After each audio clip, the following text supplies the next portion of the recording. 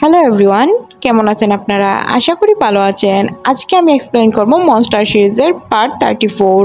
আগের পার্টগুলো আমার চ্যানেলে আপলোড করা আছে, আপনারা চাইলে ওইগুলো আগে দেখে আসতে পারেন, তাহলে এই পার্টটি বুঝতে অনেকটাই সুবিধা হবে। গত পর্বের শেষের দিকে আমরা দেখেছিলাম যে তার মেয়র হওয়ার বক্তব্য দিচ্ছিল, তখনই ওই জায়গায় লি চলে আসে তাকে শুভেচ্ছা জানানোর জন্য আর বলে যে আপনি খুব শীঘ্রই জেলে যেতে চলেছেন। তখনই আমরা দেখতে পাই কিছু পুলিশ চলে আসে এবং জেজেকে ধরে নিয়ে যায়, কারণ সে এই নির্বাচনে জেতার জন্য অনেক কিছু করেছে এবং অনেক মানুষকে ঘুষও খাইয়েছে, যার কারণে তাকে পুলিশ ধরে নিয়ে যায়। কিন্তু সে এখানে মিডিয়ার কাছে বলে যে আমি তেমন কোনো কিছুই করিনি, আমাকে ফাঁসানো হয়েছে, আমার বিরুদ্ধে মিথ্যা মামলা দেওয়া হয়েছে, এটা আমি খুব শীঘ্রই প্রমাণ করে ছাড়বো আর ইনশাল্লাহ আপনাদের সাথে আবার দেখা হবে, হয়তো খুব শীঘ্রই হবে। অন্যদিকে আমরা জিনাকে দেখতে পাই যে কিনা জেজের সামনে চলে আসে। জেজে জিনাকে দেখে চোখ বড় বড় করে তাকিয়ে থাকে। জিনা বলে কি ভেবেছিলেন আমি মারা গিয়েছি? তখন জেজে বলে আমি ভালো করেই জানতাম এটা তোমার আর লির প্ল্যান, কারণ তুমি আর লি ছাড়া এইগুলো কেউই করতে পারে না, আর কেউরই ভিতরে এতটা সাহস নেই আমার বিরুদ্ধে দাঁড়িয়ে কথা বলার। তখন জিনা বলে অবশ্যই আমি এইগুলো করিয়েছি। টিভি চ্যানেলগুলোতে খুব তাড়াতাড়ি ছড়িয়ে যায় এই নিউজ। নাতান আর তা মা বসে বসে টিভি দেখছিল। তখন নাতান বলে যে মা, এটা হচ্ছে সুবর্ণ সুযোগ অ্যান্ড্রিকে আমাদের কোম্পানি থেকে বের করার, কারণ অ্যান্ড্রি তো জেজে ছাড়া কোনো কিছুই করতে পারে না। তখনই তার বডিগার্ড এসে বলে স্যার, অ্যান্ড্রি স্যার একটি গোপনে মিটিং ডেকেছে আর ওই মিটিংয়ে সব এমপ্লয়ীদের নিয়ে গিয়েছে। তখন চেয়ারম্যানের ওয়াইফ বলে তার আগে আমাদের মিটিং ডাকতে হবে। এদিকে আমরা এন্ড্রিকে দেখতে পাই যে কিনা অনেক সময় ধরে বসেছিল আর তার এমপ্লয়ীদের জন্য অপেক্ষা করছিল। তার অ্যাসিস্ট্যান্ট এসে বলে স্যার, ম্যাম তো আরেকটি মিটিং ডেকেছেন, যার কারণে সবাই ওই মিটিংয়ে চলে গিয়েছে, আপনার মিটিংয়ে কেউ আসেনি। আসলে এমনটাই হয়, চেয়ারম্যানের ওয়াইফ একটি মিটিং ডেকেছে আর ওই মিটিংয়ে সবাই অ্যাটেন্ড করে। চেয়ারম্যানের ওয়াইফ বলে যে আপনারা জানেন চেয়ারম্যানের অবস্থা খুবই খারাপ, যার কারণে আমি চেয়ারম্যানের হয়ে এই দায়িত্বগুলো পালন করছি। আপনাদের একটা কথা বলে রাখতে চাই, এই এন্ট্রি ছেলেটা কিন্তু ভালো না, আপনারা চাইলে নাতানকে সাপোর্ট করতে পারেন, কারণ নাতান আমার ছেলে আর সে ভালোভাবেই আমাদের কোম্পানিটাকে চালাতে পারবে। তখন সব শেয়ার হোল্ডাররা চিন্তায় পড়ে যায়, তারা তো জানে অ্যান্ড্রি অনেক ভালো কাজ করে, কিন্তু তারা কোনো কিছু বলতে পারে না। এখানে অ্যান্ড্রি বলে যে আপনার কিভাবে সাহস হয় এসব করার। তখন চেয়ারম্যানের ওয়াইফ বলে যে তুমি ভুলে যেও না আমি চেয়ারম্যানের ওয়াইফ, আর সে খুব বাজেভাবে টিটকারি করতে শুরু করে ওই সময় অ্যান্ড্রিকে নিয়ে। তখন অ্যান্ড্রি সবার উদ্দেশ্যে বলে যে আপনারা কাকে ভোট দিতে চান বা কাকে নির্বাচন করতে চান। তখন আমরা দেখতে পাই যে 99% লোক নাতানকে সাপোর্ট করে, কারণ এখানে তার মার অনেক বড় ভূমিকা পালন করেছিল। এসব দেখে কষ্টে অ্যান্ড্রি এখান থেকে বেরিয়ে যায়। অন্যদিকে আমাদের জেলে জেজেকে দেখানো হয়, যেখানে বসে বসে চিন্তা করছিল তার সাথে কে এইসব করেছে। তখন তার মাথায় হুট করে পেনির কথা আসে, সে ভাবে হয়তো পেনি তার সাথে এমনটা করতে পারে। পর মুহূর্তে সে আবার ভাবে পেনি তো আমার ভালো চায়, তাহলে পেনি এইসব কেন করবে, তার মানে কি অন্য কেউ আছে এইসবের সাথে জড়িত। তখন তার পেনির সব কথা মনে হতে থাকে আর সে চিন্তা করে হয়তো পেনি এইসব করিয়েছে। তখনই তার সাথে দেখা করতে তার অ্যাসিস্ট্যান্ট চলে আসে। সে তার অ্যাসিস্ট্যান্টকে বলে যে পেনির উপর নজর রাখার জন্য। অন্যদিকে সে নীলকে কল দেয়, কিন্তু নীল তার সাথে কথা না বলে অনেক গালিগালাজ করে।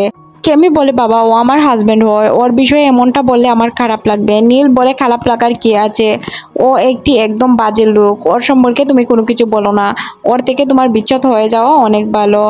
অন্যদিকে আমরা জেজের অ্যাসিস্ট্যান্টকে দেখতে পাই, যে জেজের সাথে কথা বলছিল। জেজে বলে তুমি পেনির উপর নজর রাখো। তখন সে বলে যে আমি তো আপনাকে আগেই বলেছিলাম পেনি মেয়েটি সুবিধার না, আপনি তো তার সাথে গায়ে পড়ে গিয়ে মিশছিলেন। তখন জেজে বলে আমি তাকে বিশ্বাস করেছিলাম, এটা হয়তো আমার ভুল। তখন জেজের সাথে তার লয়ার দেখা করতে আসে। এখানে লয়ার সরাসরি দেখা করতে আসে না, তার একজন জুনিয়র উকিলকে পাঠায় যে কিনা কোনো কিছুই বলে না। এখানে সে বলে যে আপনি আমাকে বলুন, আমি আপনাকে হেল্প করতে পারবো। তখন জজে বলে যে মামলাটা অনেক বেশি ছোট, এটা আহামরি কোনো কিছু না, তুমি আমার সামনে ওই ইন্ডিপেন্ডেন্ট ক্যান্ডিডেটকে নিয়ে আসো, তাহলে এইসব কিছু প্রমাণ হয়ে যাবে। তখন তারা রাজি হয়ে যায় এবং তার সাথে ইন্ডিপেন্ডেন্ট ক্যান্ডিডেটকে দেখা করানোর ব্যবস্থা করে দেয়। এখানে যখন ওই ক্যান্ডিডেটে চলে আসে তখন তার সাথে জ্যাকও ছিল, জ্যাক তার উকিল হয়। এখানে তারা প্রশ্ন করে, যে বলে যে তুমি কি আমার সাথে কোনোদিন যোগাযোগ করার চেষ্টা করেছো বা আমি কি তোমার সাথে যোগাযোগ করেছি। তখন ওই লোকটি বলে যে এসব বলার কোনো মানে নেই, এটা শোনার পর যে আগুনের মতো লাল হয়ে যায় আর সে গর্জন দিয়ে বলতে শুরু করে যে তুমি যার জন্য কাজ করছো সে আমাদেরকে ফাঁসিয়ে দিয়েছে, তাহলে তোমাকে ফাঁসাতে বেশি সময় লাগবে না, এসব চিন্তা না করে সত্যি কথা বলে দাও। তখন ওই লোকটির ইনসুলিন নেওয়ার সময় হয়ে যায়, তার ডায়াবেটিস ছিল যার কারণে তার সময় মতো ইনসুলিন নিতে হতো। এই বিষয়টা নোটিশ করে যে অন্যদিকে আমরা কেমি এবং নীলকে দেখতে পাই। কেমি তার বাবা নীলকে বলে যে বাবা জেজেকে ছাড়ানোর ব্যবস্থা করো। তখন নীল বলে না, ওকে ছাড়ানো যাবে না, ও যা কাজ করেছে তার বদলে ওকে শাস্তি পেতে দাও, আর তুমি চাইলে ওকে ছেড়ে দিতে পারো কারণ ওই ছেলে সুবিধার না। তখন কেমি বলে বাবা তুমি তো একদিন বলেছিলে ও আমার জন্য পারফেক্ট ম্যাচ, এখন এসব কেন বলছো? এটা বলে সে চলে যায়। তখন চিরাগের সাথে নীল কথা বলে, চিরাগ বলে যে আপনি কেন বলে দিচ্ছেন না যে পেনির সাথে তার অবৈধ সম্পর্ক আছে। তখন নীল বলে যে হয়তো জেজেকে ফাঁসানোর চেষ্টা করছে পেনি, যার কারণে আমি বলি নাই। তো চলে আসুন দেখি পেনি কী করে। পেনি মজোর সাথে দেখা করার জন্য একটি জায়গায় আসে আর তার গাড়িকে কেউ যেন একটি ফলো করছিল। এখানে আমরা দেখতে পাই যে তার গাড়িকে বডিগার্ডের গাড়ি ফলো করছিল। আসলে পেনিকে সবচেয়ে বেশি সন্দেহ করতো এই বডিগার্ডটি, যার কারণে সে তাকে ফলো করছিল। অন্যদিকে চিরাগও তাকে ফলো করছিল। চিরাগ বডিগার্ডকে কল করে বলে যে আমরা দুইজনই একজনকে ফলো করছি, যার নজরে আগে পড়ে সেই আমরা কাজ করে নেব। এখানে আমরা দেখতে পাই যে এই সব কিছু জানতো না পেনি, যার কারণে সে মজুর সাথে দেখা করতে আসে। মজো বলে যে তুমি খুব তাড়াতাড়ি সম্ভব এখান থেকে বেরিয়ে যাও আর দূরে কোথাও গিয়ে লুকিয়ে পড়ো, না হয় তোমাকে ওরা ধরতে পারলে মেরে ফেলে দিবে। তখন পেনি বলে সমস্যা নেই, আমি থাকবো যতদিন না এই মামলা শেষ হচ্ছে। তখন মজো তাকে একটি ব্রেসলেট দেয়, বলে তুমি এটাকে চাপ দিলেই আমি বুঝে যাব তুমি বিপদে আছো। তখন তারা কথা বলার মধ্যে চিরাগ তাদের পিক উঠিয়ে নেয় এবং এই পিকগুলো নীলের কাছে দিয়ে বলে স্যার আপনি দেখুন পিকগুলো, পেনি মজোর সাথে মিলে আছে আর সে মজোর হয়েই কাজ করছে। এখানেই সিন কাট করে আমাদের জেজের কাছে নিয়ে যাওয়া হয়, যেখানে সবাই মিলে খাবার খাচ্ছিল। তখন জেজের লয়ার তার সাথে দেখা করতে আসে এবং জেজে তার লয়ারকে বলে আমাকে যে কোনো বিনিময়ে এখান থেকে ছাড়িয়ে নেওয়ার ব্যবস্থা করো। তখন তার লয়ার বলে স্যার এটা তো সম্ভব না। জেজে বলে আমি সব জানি, এসব জিনা এবং লি করিয়েছে, যার কারণে আমি তোমাকে বলছি তাদের বিরুদ্ধে প্রমাণ জোগাড় করো, যে তাদেরকে যে কোনো একটি মিথ্যা মামলায় ফাঁসিয়ে দাও, তাহলেই আমার কাজ হয়ে যাবে। আমি আমাকে প্রমাণ করতে পারবো যে তারা আমার বিরুদ্ধে মিথ্যা প্রমাণ এভিডেন্স হিসাবে দিয়েছে। অন্যদিকে আমরা দেখতে পাই যে জিনার কোম্পানিতে কোম্পানি রেট দিয়েছে, আর এটা দেখে তার ফ্রেন্ড বলে যে আমরা তো এখনো ইনকামই করতে শুরু করিনি, আপনারা আমাদের উপর কেন এভাবে রেট ফেলছেন।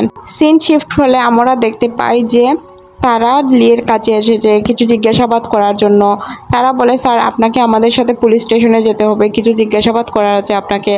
তখন লি বলে আমি কি একটা ফোন করতে পারি? তখন সে তার বাবাকে ফোন করে বলে যে বাবা আপনি চায়নার সবচেয়ে বড় উকিল ধরে আমাকে এই ঝামেলা থেকে মুক্তি দেন। তখন লিকে পুলিশ জিজ্ঞাসাবাদের জন্য নিয়ে যায়। এখানে যে চলে আসে, সে এসে বলে যে তুমি কি মনে করেছো আমি আগের ওই তোমার আঙ্কেল রয়ে গিয়েছি? জি না, আমি এখন অনেক বেশি পাওয়ারফুল, যার কারণে আমার যা ইচ্ছে তাই করতে পারবো। তুমি কি ভেবেছিলে লি আমি জেলে পচে পচে মরবো আর তুমি এখানে আয়েশ করবে? তখন উকিলের পিয়ে উকিলকে কানে কানে কোনো কিছু বলে এবং উকিল বলে সরি স্যার, আপনাকে ভুল করে ধরে আনা হয়েছে, আমরা আপনাকে ধরতে চাইনি। তখন লি ডায়লগবাজি শুরু করে দেয়। সে বলে আঙ্কেল কি ভেবেছেন আপনি আমি ওই আগের অন্ধ এবং সহজ সরল লি রয়ে গেছি? আসলে না, আমি এখন এই লি, আমি অনেক পাওয়ারফুল লি, যাকে আপনি ধ্বংস করতে পারবেন না, আর আমি দেখব যে কে কাকে ধ্বংস করে। আপনার সাথে আমার যুদ্ধ শুরু হয়েছে আর শেষ পর্যন্ত দেখে নেব। তখন জেজের মুখ দেখার মতো অবস্থায় ছিল। অন্যদিকে ওই উকিলটি বলে আমাদের কাছে চায়না থেকে কল এসেছিল, যার কারণে আমরা তাকে তদন্ত করতে পারিনি, তাকে তদন্ত করতে গেলে আমরা বিপদে পড়ে যেতাম। এখানে পেনি এবং তার অ্যাসিস্ট্যান্ট চলে আসে জেজেকে নিতে। পেনি এখানে এসে বলে যে আমাদের আরো সতর্ক হওয়া উচিত ছিল। তখন জেজে বলে তোমাকে না, আমাদের দুজনকেই অনেক বেশি সতর্ক হওয়া উচিত ছিল। তখন তারা বাসায় চলে আসে। নীল তাকে আলাদা রুমে ডেকে নিয়ে গিয়ে একটা চড় মারে। তখন জেজে বলে আপনার চড় মারা উচিত, আমাকে আরো বেশি মারা উচিত, কারণ আমি ভুল করেছি। তখন নীল বলে যে তোমাকে আমি 100 বার না করেছিলাম যে এই নির্বাচনে কোনো চিটিং করো না, চিটিং করলে তোমাকে বিপদে পড়তে হবে। তখন সে তারাতে একটি খাম ধরিয়ে দেয়। ওই খামে ছিল পেনি এবং মজুর কিছু পিকচার। এটা দেখার পর জেজে বুঝে যায় যে এখানে বুঝে যায় যে পেনি লিয়ের সাথে মিলিত আছে। তখন কেমিয়া আসে এবং তারা কথা বলে যে তারা এমনভাবে কাজ করবে যাতে পেনি জানতে না পারে তারা পেনির সত্যটা জানে, এবং তারা পেনিকে দিয়েই লিকে ভুল ইনফরমেশন দিবে, যার কারণে লি ভুল স্টেপ নিবে আর তারা জিতে যাবে। তখন আমরা দেখতে পাই যে তারা মিডিয়ার সামনে বলছে আমরা বেস্ট লয়ার নিয়োগ দেওয়া হয় যাতে জেজের এই মামলাটির বিষয়ে তদন্ত করে সঠিক বিচার করা হয়। আসলেই জেজে এই ইন্ডিপেন্ডেন্ট ক্যান্ডিডেটকে কিনেছিল কিনা বা তাকে টাকা দিয়ে সে ইলেকশন জিতেছিল কিনা এই বিষয়ে তারা তদন্ত করবে। এদিকে সবকিছু বসে বসে দেখছিল লি প্ল্যান করে যে তারা নীলকে তাদের হাতের মুঠোয় নিয়ে আসবে। তারা যদি নীলকে হাতের মুঠোয় আনতে পারে তাহলে জেজে অচল হয়ে যাবে, কারণ জেজে তো নীলের শক্তিতে চলে। নীলের সাথে একটি মিটিং অ্যাটেন্ড করে এবং নীলকে বলে যে আপনি যদি আমাকে সাপোর্ট করেন তাহলে আমি নেক্সট নির্বাচন আপনাকে জিতিয়ে দিব, আর আমার পজিশন কোথায় আছে আপনি তো খুব ভালো করে জানেন, যার কারণে আপনাকে বলছি আপনি জেজের সঙ্গ ছেড়ে দিন, কারণ জেজে ভুল পথে হাঁটছে।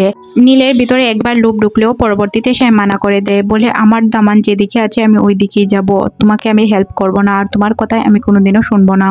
লি বলে সমস্যা নেই, আপনার ইচ্ছা, আপনি যদি না করতে চান আমি কিছু বলবো না। এখানে মজু তাকে বাহিরে এসে প্রশ্ন করে স্যার আপনি এসব কি বলে দিলেন, আপনি কি আসলেই তাকে সাপোর্ট করবেন? তখন এখানে লি বলে তোমার কি মনে হয় আমি একজন অসৎ লোকের হাতে আমাদের দেশ তুলে দিতে পারি? এটা কখনোই সম্ভব না, আমি তো এমনিতেই বলে দিয়েছি যাতে সে আমাকে হেল্প করে।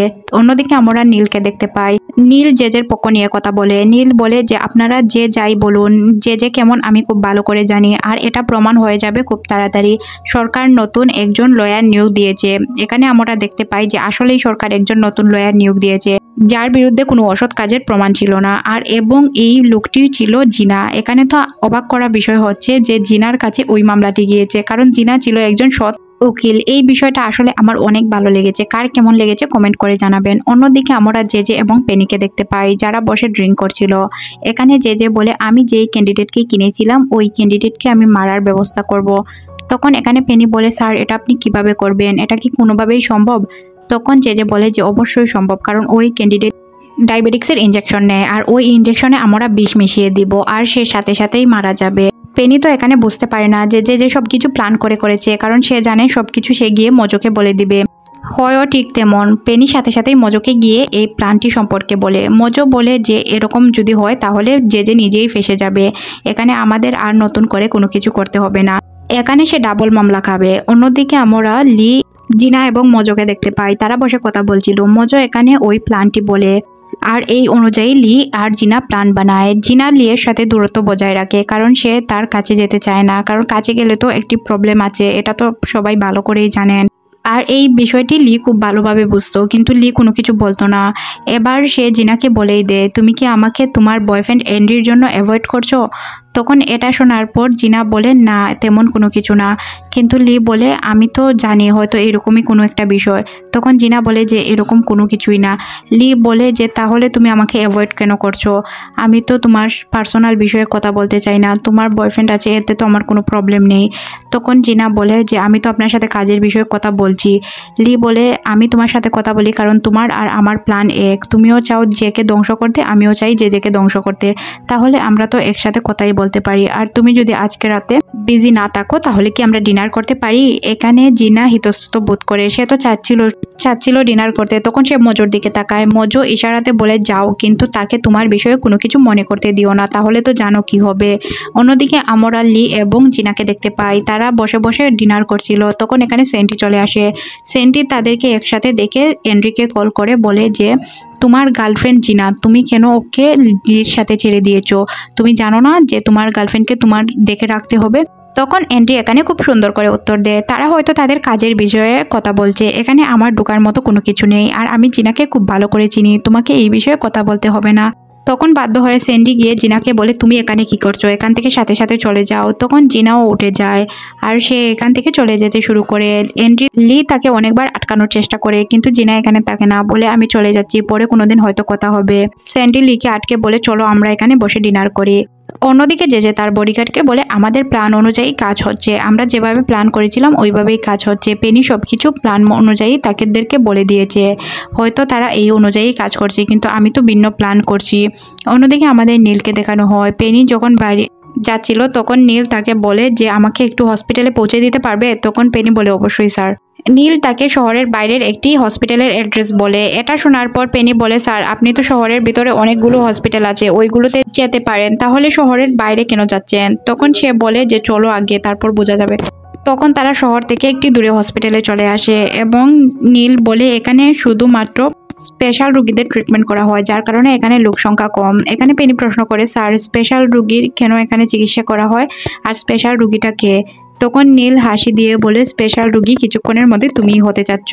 তখন এখানে পেনি বুঝে যায় যে সে ধরা পড়ে গেছে। তখন ওই জায়গায় চলে আসে চিরাগ ও তার লোকজন। তারা পেনিকে ধরে নিয়ে একটি রুমে বন্দি করে রাখে। আর নীল এখানে বলে যে সে যদি বাহিরে থাকে তাহলে জেজের বিরুদ্ধে প্রমাণ থাকবে। এখানে আমরা নীলকে দেখতে পাই যে কিনা একটি পেপার তৈরি করে, আর ওই পেপারে এমন লেখা ছিল যে পেনির অনেক বড় একটি অসুখ হয়েছে, যার কারণে সে হসপিটালের বাইরে যেতে পারবে না, আর এটাতে সাইন করতে ফোর্স করে থাকে। তখন পেনি প্রশ্ন করে, স্যার আমাকে কি আপনারা মেরে দিবেন? তখন এখানে নীল বলে, এটা তো আমি ভালো করে জানি না, কারণ আমি তো আর বস না যে আমি তোমাকে মেরে দিতে পারবো। তারপরেও আমি বলতে পারছি না যে তোমার পরবর্তী অবস্থান কি হবে, যে এটার সিদ্ধান্ত নিবে। তুমি এখানে সাইন করে যাও। পেনি এখানে অনেক বেশি কান্না করে এবং সে ছুটার অনেক বেশি চেষ্টা করে, কিন্তু সে পারে না। অন্যদিকে আমাদের হসপিটালে দেখানো হয় যেখানে সব রোগীরা তাদের ওষুধ নিচ্ছিল। এখানে ওই ইন্ডিপেন্ডেন্ট ক্যান্ডিডেটটাও ছিল। সেখানে অন্য একটি লোক তাকে ইনজেক্ট করতে যায়, আর লোকটি ধরা পড়ে যায়। গার্ডরা তাকে ধরে মারতে থাকে আর তাকে বন্দি করে নেয়। অন্যদিকে এই খবরটি গ্রে এসে মজুকে বলে দেয় যে এইভাবে এই ঘটনা ঘটেছে। এটা লি শোনার পর অনেক বেশি খুশি হয়, বলে এখন তো আমাদের প্ল্যান আরও বেশি সাকসেসফুল হবে, কারণ সে নিজেই ধরা খেয়ে গেছে। আবার এই ঘটনাটি চিরাগ এসে জেজেকে বলে, জেজে অনেক বেশি খুশি হয়ে যায়, বলে আমার অনুযায়ী চলছে, তার মানে আমি মামলায় জিতে যাব। তখনই সিন শিফট করে আমাদের কোর্টে দেখানো হয় যেখানে মামলা চলে আসে এখানে জেজেকে মিডিয়া প্রশ্ন করে। জেজে তো অনেক বিশ্বাস নিয়ে বলে যে আমি মামলাটা জিতবো, কারণ আমি নির্দোষ। জেজে বলে, আমি সবসময় সত্যর পথে চলেছি, যার কারণে আমাকে কেউ কোনো কিছু করতে পারবে না। তখন মিডিয়ার লোক প্রশ্ন করে যে আপনি কাকে সন্দেহ করছেন? তখন সে লিয়ের দিকে ইশারা করে, আর সবাই লিয়ের কাছে চলে যায়। মিডিয়ার লোক গিয়ে লিকে ধরে ফেলে আর বলে যে আপনার তার সাথে কি শত্রুতা? তখন লি বলে, আমার কারোর সাথে কোনো শত্রুতা নেই, কিন্তু আমি সত্যটা প্রমাণ করতে চাই, আর সত্যটা আমি অবশ্যই আদালতের সামনে আনবো। এখানে আমরা দুইজনকেই মুচকি হাসতে দেখি। এর মধ্যে দিয়ে এই সিরিজটির এই পার্টটি শেষ হয়ে যায়। আপনারা নেক্সট পার্ট দেখতে চাইলে কমেন্ট সেকশনে জানাবেন। আর আমি একটু বিজি থাকার কারণে পার্টগুলো রেগুলার আপলোড করতে পারছি না, যার কারণে আপনারা অনেক বাজে মন্তব্য করছেন। প্লিজ এটা থেকে বিরত থাকুন। আমি রেগুলার ভিডিও আপলোড করার চেষ্টা করছি। আল্লাহ হাফেজ।